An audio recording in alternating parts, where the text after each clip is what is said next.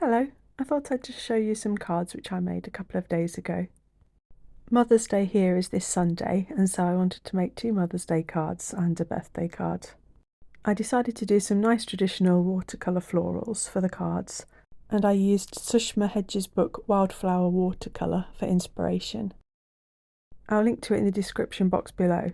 It really is a gorgeous book which breaks down into stages watercolour florals. Here I'm painting on some Bao Hong hot press watercolour paper, which is 100% cotton, and I've divided this long landscape paper into roughly 3 squares.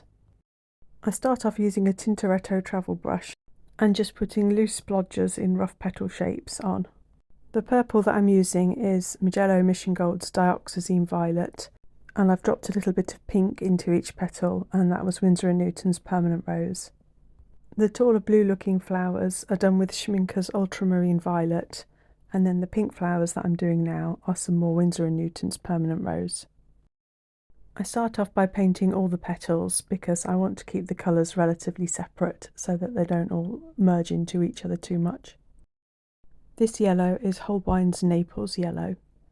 Not that long ago I put all of my half-pan watercolours into 2 big palettes made from pencil tins, and I've been absolutely loving having most of my watercolours all in one place. I'm using different colours that I haven't used in ages now, just because they're so easily accessible. I'm using a smaller Princeton Neptune brush here for smaller petals, and this is A. Gallo's Buff Titanium. The newer purple flowers are done with Schmincke's Quinacridone Purple.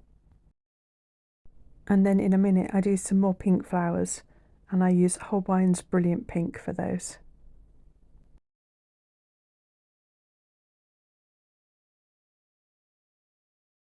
While the buff titanium's still wet, I want to go in with some green just to kind of merge it in a little bit on these flowers.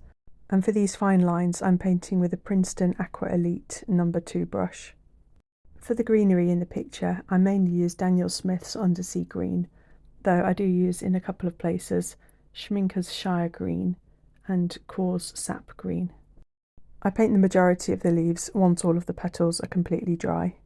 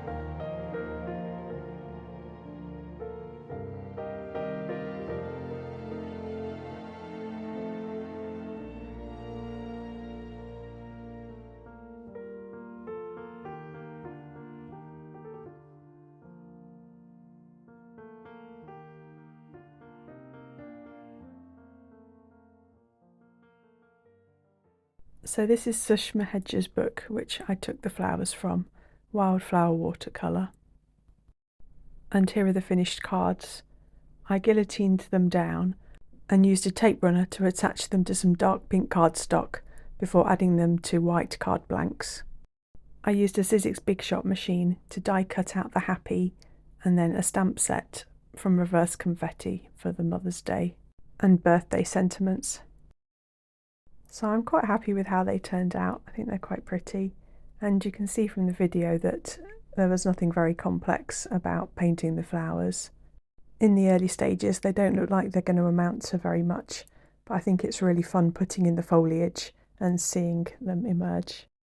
So these are all on their way in the post now. Thanks as ever for joining me. Bye!